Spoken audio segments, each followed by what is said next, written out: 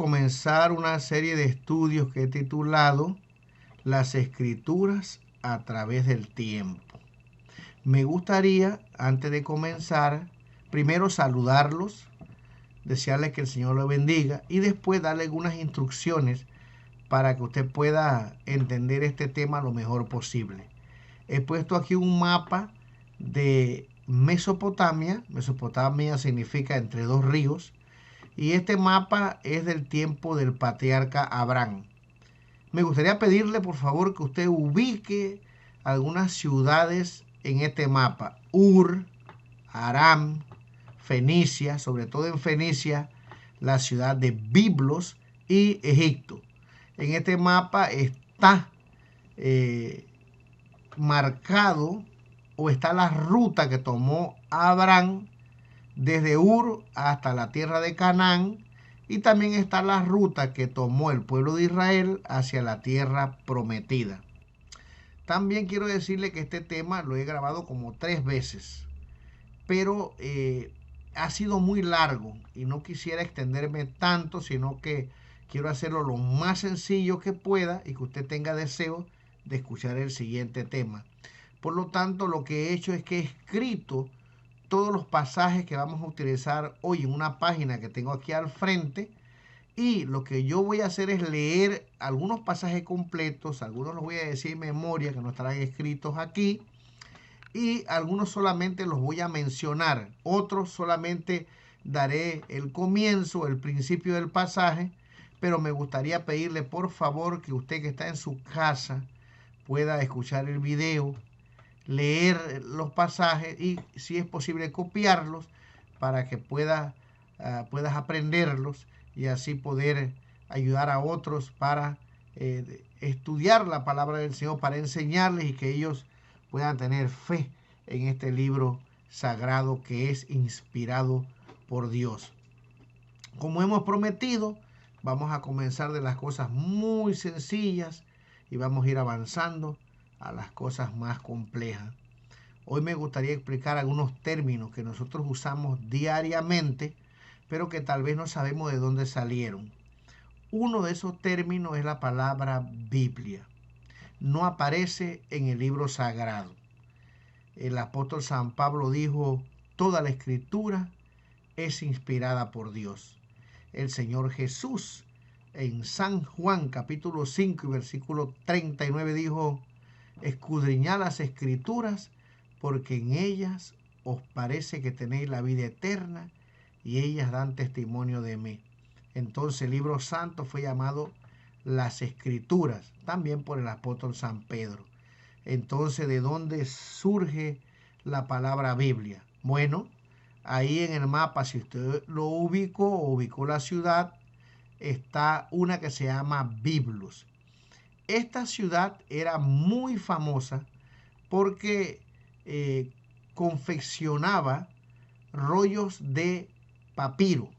Papiro era una planta que tenía una corteza que cuando se cortaba por la mitad se extraía, entonces se ponía en forma horizontal, en forma vertical y con un martillo se prensaban.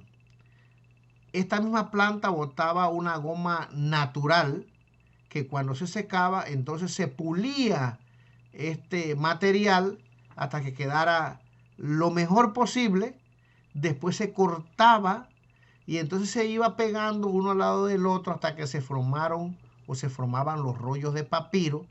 Y entonces ahí con tinta de hollín, que era una tinta o era proveniente de los hornos, donde se mezclaba tal vez con aceite, se escribía en este papiro. Con el tiempo, mis queridos hermanos, los escritos que se hacían en estos rollos comenzaron a llamarse biblos. Biblo es una palabra griega y se tradujo como, o se llamaban libros, ¿verdad? Después apareció la palabra Biblia, que es en griego, pero en plural, y se aplicó a libros. Pasó mucho tiempo y bueno, llegó un hombre que se llamaba Jerónimo. Jerónimo fue el primero en usar este término.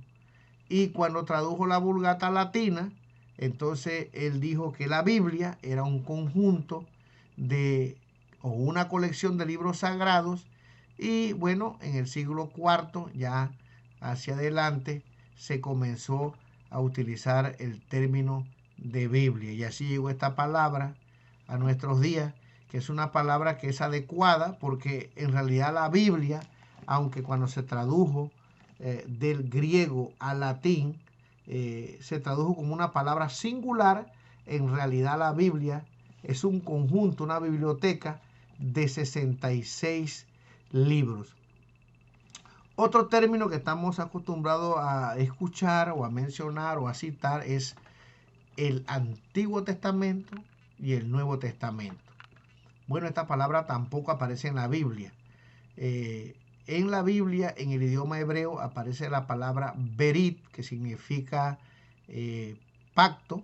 Y cuando se hizo la primera versión en griego del idioma hebreo, que era la Septuaginta, ya hablaremos de esa versión más adelante, se tradujo como diateque. Esta palabra también significa pacto.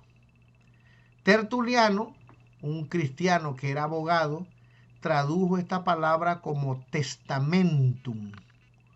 Entonces, una vez más, aparece nuestro amigo Jerónimo, traduce la Vulgata latina y en vez de usar la palabra pacto, que es la traducción de berit y diateque, utiliza la palabra que usó Tertuliano en el siglo II y le pone testamento. Tertuliano era un abogado y la Biblia dice que para que uno valide un testamento, la persona tiene que morir. Es un documento oficial. Por eso Tertuliano la tradujo así, porque para poder que todas esas promesas que estaban en el antiguo pacto se cumplieran, Cristo tuvo que morir en la cruz del Calvario. Es una palabra adecuada, está bien, no hay ningún problema. Sin embargo, debemos saber que si usted alguna vez habla con un judío, esa palabra él no la tiene en su Antiguo Testamento, sino que es la palabra berit, que significa pacto. Antiguo pacto, nuevo pacto. Ahora, cuando hablamos del Antiguo y Nuevo Pacto, no estamos diciendo que son diferentes, es el mismo, pero los elementos sí son diferentes. En Jeremías capítulo 31 aparece una profecía y en el libro de Hebreos capítulo 8 se cumple esa profecía donde Dios iba a hacer un pacto nuevo. La ley escrita en el corazón. Antes el pacto se basaba en muerte de animales, corderos, cabras, un santuario terrenal, sacerdotes que eran pecadores, que tenían que ofrecer por ellos mismos sacrificios. Pero el nuevo pacto, que es el mismo, pero con nuevos elementos ahora, queridos hermanos, tiene un santuario celestial. Ya el sacerdocio no es levítico, sino que ahora es de la tribu de Judá. Es en la sangre del Cordero que quita el pecado del mundo. Y como dije, la ley ya no está escrita en tablas de piedra, sino que está escrita en las tablas de tu corazón. En otras palabras, todos esos elementos tienen que ver con la eternidad. Nosotros sabemos que el Antiguo Testamento o el Pacto Antiguo simplemente eran los símbolos que representaban la realidad, y eso se cumplió cuando Cristo Jesús vino y murió en la cruz del Calvario. Muy bien, ya sabemos entonces de dónde proviene la palabra Biblia, de dónde proviene la palabra Antiguo y Nuevo Testamento. Ahora pasamos entonces a hacernos una pregunta. ¿Quiénes fueron los autores de los libros de la Biblia? Bueno, es una pregunta bastante complicada, porque no hay en la Biblia, en ningún libro, tal vez el libro de Gálatas, pero no hay ningún libro que diga este libro lo escribió o el autor de este libro fue fulano de tal. Por ejemplo, el libro de Job, usted lo lee, no encuentra quién fue el autor. Los rabinos dicen que fue Moisés que escribió este libro cuando estaba en Madián, y también escribió el libro de Génesis. Los demás libros de la Torá o el Pentateuco los escribió, pero él iba participando de lo que estaba sucediendo, de los hechos él era un testigo presente de todas estas cosas. Ahora, el libro de Job, algunos dicen que no fue Moisés, sino que fue Salomón, por el hecho de que no tiene, ¿verdad?, un autor oficial. Y por eso decimos que son más o menos como 40 autores, 40 hombres que lo escribieron. Sí, tomamos las fechas de Madián, cuando estaba Moisés, y ahí escribió el libro de Génesis, y por supuesto el primer libro que fue Job, más o menos se escribió unos 1400 tantos, 1450 años antes de Cristo, y el último libro que se escribió no es Apocalipsis, aunque es el último libro que está en el orden de la Biblia, sino que es el libro de San Juan. Juan fue libertado de la isla de Patmos y él escribió el último libro, que es su Evangelio. Así que entre el periodo en el cual se escribió en Madián el primer libro y San Juan, hay 1500 años de estudio. Estas personas que escribieron la santa palabra de Dios eran personas de diferente educación, vivieron en diferentes épocas y muchos de ellos, mis queridos hermanos, tenían diferentes trabajos o profesiones. Por ejemplo, hay reyes. David escribió los salmos. Salomón, que era rey, escribió los proverbios. Nabucodonosor escribió ciertos capítulos, entre ellos el 4 de Daniel. Habían sacerdotes como Esdras, habían pescadores como los discípulos, habían eruditos como el apóstol San Pablo, habían historiadores como Lucas, diferentes clases de personas. Pero lo interesante, mis queridos hermanos, es que el mensaje que nos llega, a pesar de que hay 1500 años de historia y los autores no se conocieron entre ellos, nosotros podemos decir con certeza que el mensaje que recibimos en la palabra de Dios es un mensaje perfecto. Dios guió a estos hombres, los inspiró para que ellos pudieran escribir, y hoy nosotros tenemos el libro sagrado del Señor, un mensaje para que nosotros podamos conocer a Cristo y tener vida eterna. Estas personas que escribieron estos libros se conocen como profetas. En el libro de Amós, capítulo 3, versículo 7, que es un pasaje muy conocido, porque dice: porque no hará nada Jehová el Señor sin que revele su secreto a sus siervos los profetas. Y en el libro de Hebreos, capítulo 1, dice: Dios, habiendo hablado muchas veces y de muchas maneras en otro tiempo a los padres por los profetas. ¿Cómo inspiró Dios a estos profetas? Bueno, hubieron diferentes maneras, y es aquí donde voy a mencionar los pasajes y que yo deseo que usted los pueda buscar. Lo más común, lo que más sabemos inmediatamente es que el Señor utilizó visiones y sueños. Usted busque ahí Números 12:6. Dios también usó los sentidos, entre los cuales predominaron la vista y los oídos. En el libro de Isaías, capítulo 9, versículos 15 al 16, voy a leer solamente una parte del versículo. Dice: y un día antes que Saúl viniese, Jehová había revelado al oído de Samuel, diciendo. En el libro de Zacarías dice, en ese 4, versículo 1, dice: en ese momento el ángel que hablaba conmigo se acercó a mí para despertarme. Y dice aquí: y me dijo: Zacarías, dime qué es lo que ves. Y Dios le muestra símbolo, un candelero, ¿verdad? Entonces el mismo Señor le interpreta qué significa, porque Zacarías no podía hacerlo. Así que vemos también que hay teofanía, es cuando Dios se manifiesta, cuando el mensaje es urgente. Por supuesto, en esas teofanías, que son apariciones del Señor, su presencia, Dios tiene que dar toda su gloria, porque si no el profeta, mis queridos hermanos, moriría. Ustedes saben que cuando tenían esas visiones, como en el caso de Daniel, perdían la fuerza, sentía que se iban para otra parte, como el apóstol San Pablo, que dice que conoció un hombre que subió al tercer cielo. Era impresionante el poder que envolvía al profeta. Pero en estas teofanías Dios se manifestaba. Nosotros vemos eso, mis queridos hermanos, con Abraham. Cuando Jesucristo hasta comió con él, con los ángeles que iban hacia Sodoma a hacer una extraña obra que Dios no quería, ¿verdad? Ahí el Señor habló con Abraham y él intercede pidiéndole al Señor misericordia. Vemos esto también con Moisés, cuando se le aparece en la zarza ardiente y también en medio del monte Sinaí, cuando humeaba y Dios le dio las tablas de piedra. Lo podemos ver con Josué, lo podemos ver con Isaías en el capítulo 6, cuando toca, ¿verdad?, sus labios con un carbón encendido y el profeta siente que se iba a morir porque dice, mis ojos han visto al Rey Jehová de los ejércitos. Y con el apóstol San Pablo, quien testifica que él recibió la revelación directamente del Señor Jesucristo. Dios también utilizó ángeles.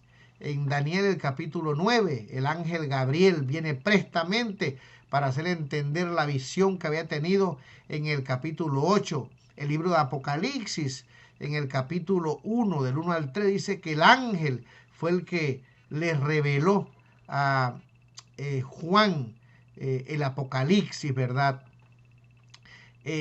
También Dios utilizó lo que se llama la historia humana.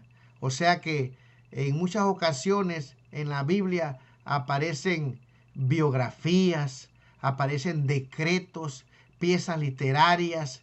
Todos esos recursos los utilizó Dios para guiar al profeta en la transmisión de su palabra.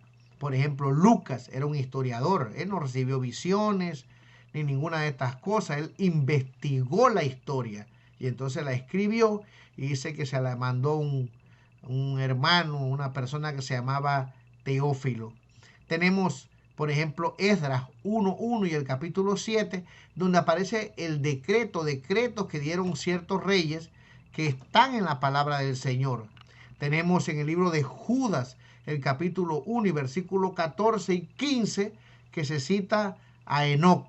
Y, mis queridos hermanos, tenemos al apóstol Pablo que cita a Epimenides en Tito 1:12. Y bueno, ustedes conocen el Señor Jesús cuando predicaba, contaba historias que algunas habían pasado en su tiempo, usó dichos de la época. Así que todas estas historias humanas están en la palabra del Señor y están ahí, por lo tanto, son inspiradas por el Espíritu Santo. Dios guió a estos hombres para que las escogieran y pudieran quedar escritas para que nosotros hoy pudiéramos entender el mensaje de salvación. En muchas ocasiones los profetas no entendían lo que ellos escribían. Daniel 8:27 dice, y yo, Daniel, quedé quebrantado y estuve enfermo algunos días, y cuando convalecí, atendí los negocios del rey, pero estaba espantado a causa de la visión y no la entendía. El apóstol San Pedro explica en Primera de Pedro del capítulo 1 del 10 al 12 por qué sucedía esto. Solamente voy a leer el versículo 12. Dice, a esto se les reveló que no para sí mismos, sino para nosotros administraban las cosas que ahora os son anunciadas por los que os han predicado el Evangelio por el Espíritu Santo enviado del cielo, cosas en las cuales anhelan mirar los ángeles. Así que ellos predicaron no para ellos mismos, sino para los discípulos que llegaron a entender muchas cosas, pero no lo entendieron todo. Hoy tú y yo entendemos muchas cosas que ellos no entendieron porque estamos viviendo en los tiempos finales en los cuales vendrá nuestro Señor Jesús. Y aquí ahora pasamos a otra pregunta muy importante. ¿En qué lengua se escribió la Biblia? Muy bien, una pregunta que parece fácil, ¿verdad? Pero hoy vamos a estudiar algo muy interesante. Se escribió en el idioma hebreo, algunos pasajes y capítulos en el idioma arameo. Y, por supuesto, el Nuevo Testamento se escribió en griego koiné. Ahora, me gustaría compartir con ustedes un estudio que he hecho que creo que es muy interesante. Yo siempre había creído que la lengua hebrea era una lengua especial. Yo pensaba que la lengua hebrea la había escogido Dios para uso sagrado, para uso santo, para escribir la palabra del Señor. Y los judíos, ustedes saben que son muy reverentes con este idioma. Los escribas, cuando hablemos de ellos, cómo realmente contaban las letras. Los judíos no marcan su Biblia porque dicen que ahí está el nombre sagrado. Ahora, ¿será verdad esto? Bueno, vamos a estudiar eso en este espacio que me queda. Vamos para eso ir. Miren lo que le voy a decir. Es muy importante porque estas lenguas se llamaban semitas, otras lenguas más. Viene de Sem. Sin embargo, como vamos a leer, algunas personas creen que la lengua hebrea se hablaba antes del diluvio, antes que se confundieran las lenguas. La única lengua que existía era la lengua hebrea. Y es interesante porque Sem es un sobreviviente del diluvio, o sea, él entró al arca. La lengua que hablaba Sem, mis queridos hermanos, era la lengua que hablaba Noé. Algunos creen que era la lengua que hablaba Adán y Eva. Eso yo no lo puedo comprobar. Lo que sí sé, mis queridos hermanos, es que siguiendo la cronología que está en Génesis capítulo 11 y poder en esta hora decirles cuándo fue que las lenguas se confundieron, esa lengua de Sem, la única que existía, se habló 119 años. Yo hice una cronología para eso. No puedo explicarla en detalle porque, mi querido hermano, pasaría mucho tiempo aquí.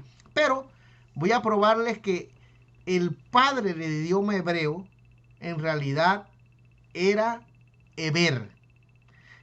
Porque he leído en esas lecturas que he tenido, la mayoría dice que el padre de los hebreos es Abraham. Sin embargo, no es así. Yo se lo voy a probar en este corto espacio que vamos a tener. Quiero hacer esto para que nosotros podamos saber quién realmente era el padre de este idioma o el padre de los hebreos. Muy bien, vamos al libro de Génesis capítulo 10, versículo 21. Es muy interesante este versículo. También le nacieron hijos a Sem, padre de todos los hijos de Eber y hermano mayor de Jafet. En la Biblia Dios habla hoy, se entiende más fácil este versículo. Dice, Sem, que fue el hermano mayor de Jafet, también tuvo hijos.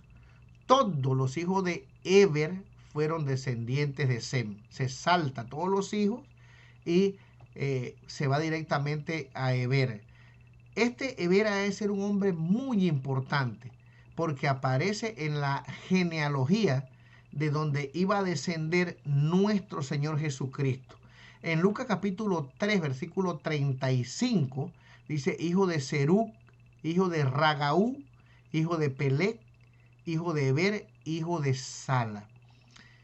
En este tiempo, cuando Eber tuvo a Pelec, fue que la tierra se dividió en naciones. En otras palabras, fue en este tiempo cuando se confundieron las lenguas.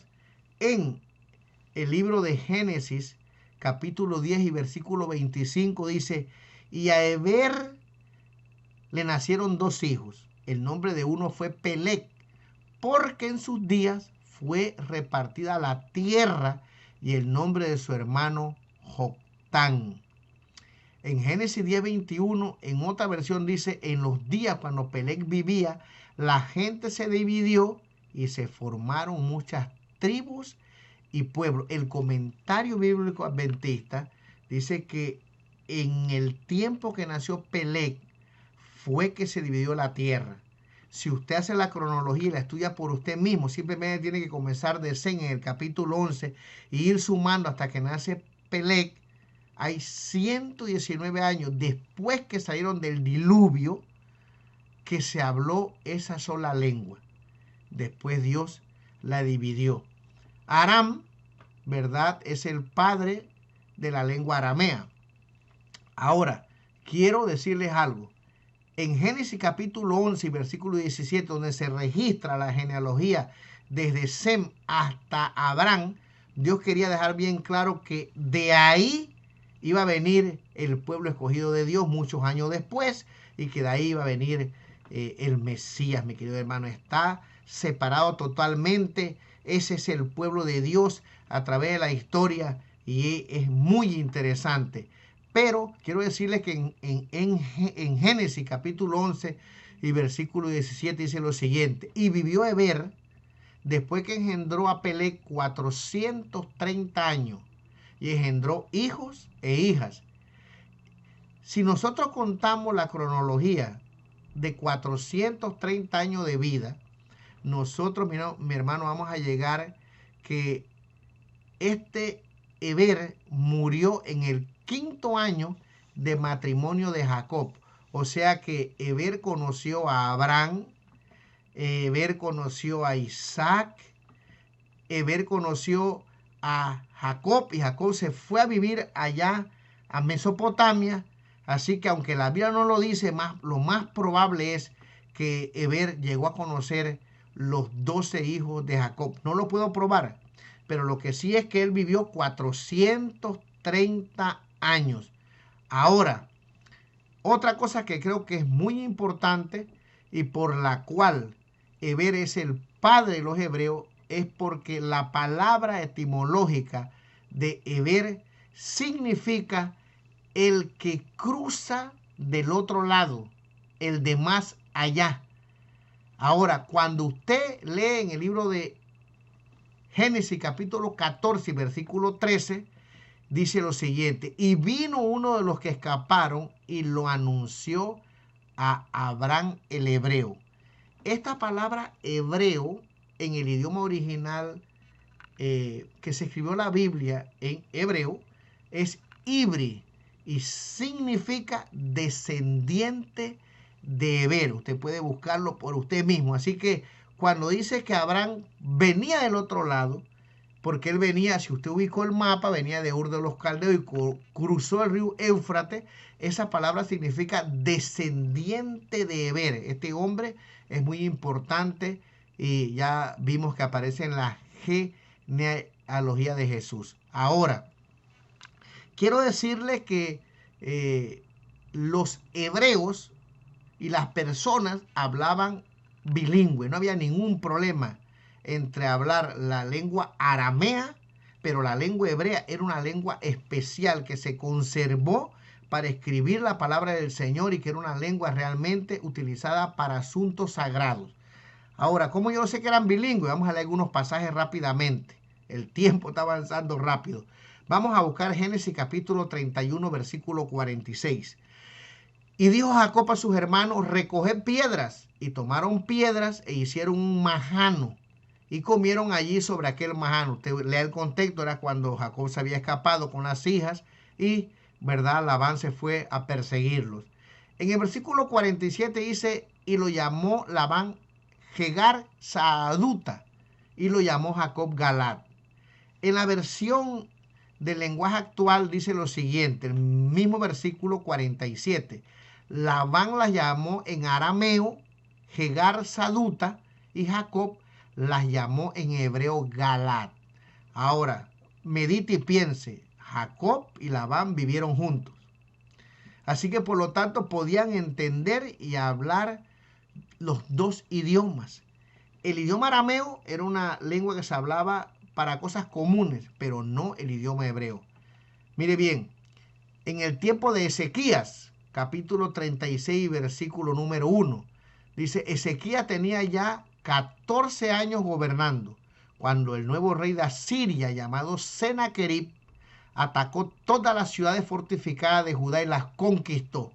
En el versículo 11 dice: Eliaquim, Secná y Joá le dijeron al oficial asirio: por favor, no nos hable usted en hebreo, háblenos en arameo, porque todos los que están en la muralla de la ciudad nos están escuchando.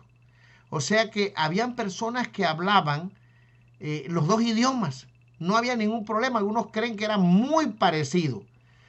Muy bien, ahora quiero leerles un texto de un rabí que se llama Yehuda Halevi, que escribió un libro titulado Kusari. Él dice lo siguiente: según evidencia de la Torá, la lengua hebrea pasó de una persona a otra hasta Eber. Eso sí estamos seguros.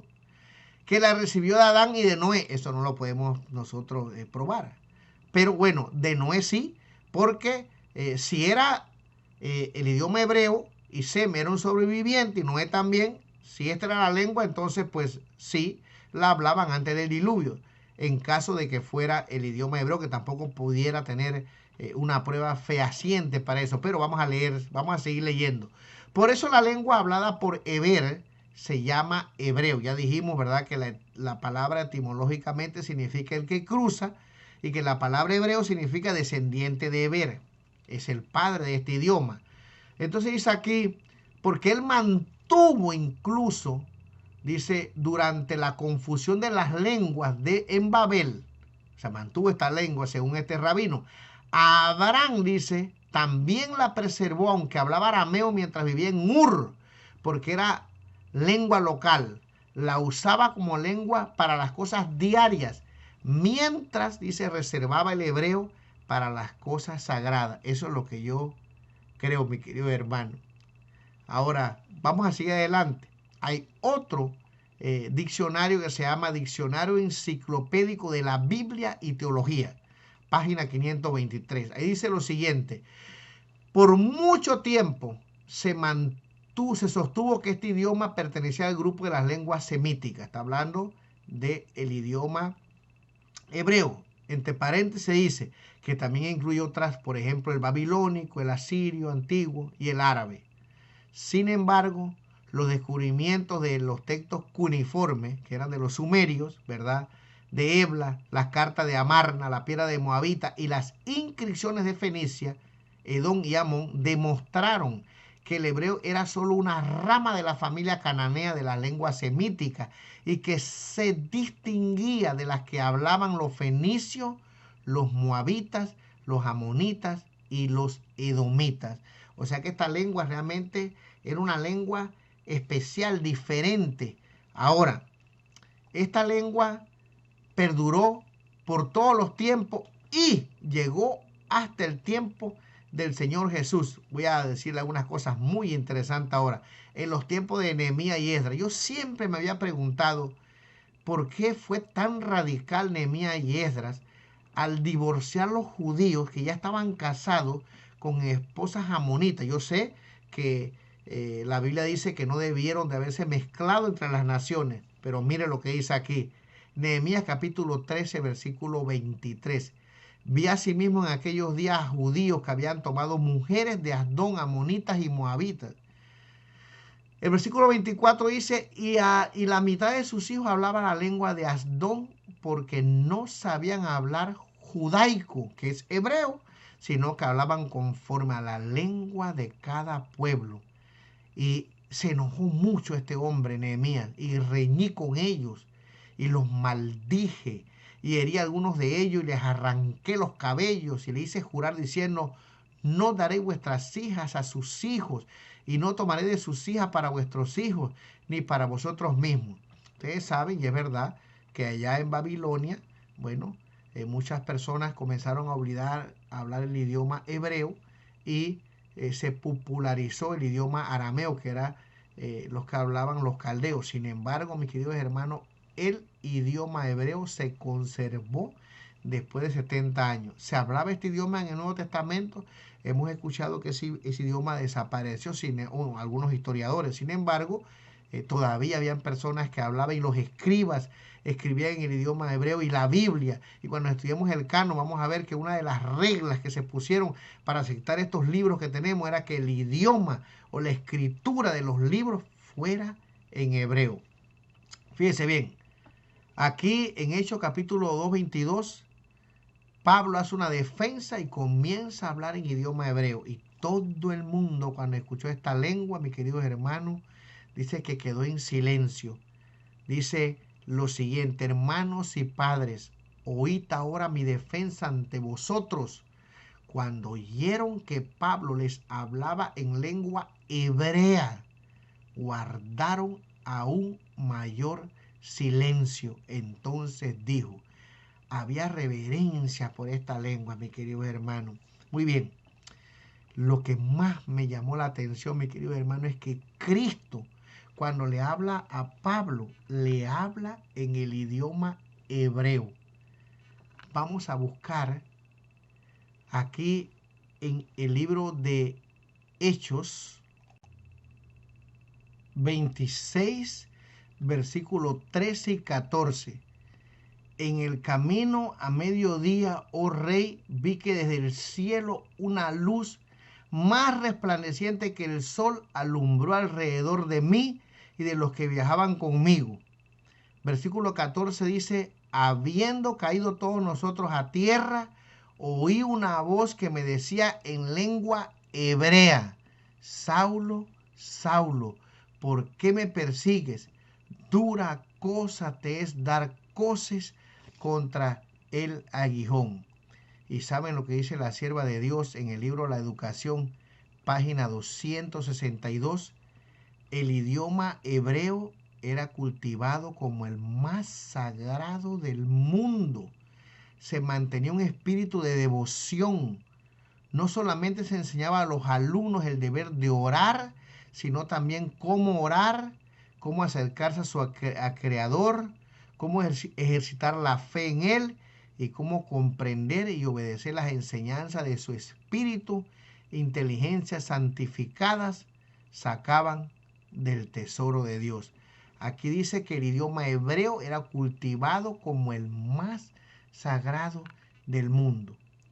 Este comentario está de acuerdo con parte del comentario que dijo el rabí Yehuda Halevi. Bueno, para ir terminando y recapitulando, la Biblia se escribió en el idioma hebreo, algunos pasajes en el idioma arameo y el Nuevo Testamento en griego koiné. Lo que sí debe quedar claro en este último tema o punto que toqué es que Heber es el padre del idioma hebreo, porque hebreo significa descendiente de Heber, el que viene del otro lado, el que cruza, ¿verdad? De Mesopotamia. Así que muy bien, mis queridos hermanos, hemos llegado al final.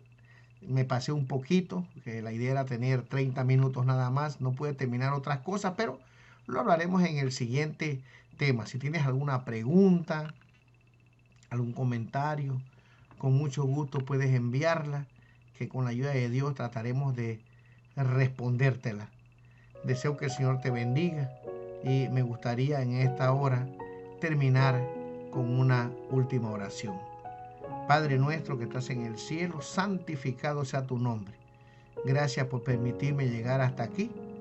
Te pido que nos bendigas y que, Señor, te quedes con nosotros y que al estudiar las Escrituras realmente podamos ver que no hay duda en lo más mínimo. Dios guió a los profetas para escribir tu palabra que hoy tenemos en nuestro poder y que con tu ayuda queremos pedirte que nos ayudes a enamorarnos de ella y a estudiarla. Gracias, Señor, en el nombre de tu Hijo amado Cristo Jesús, te pedimos todo. Amén. Muy bien, mis queridos hermanos, que el Señor los bendiga y nos vemos en el tema número 2.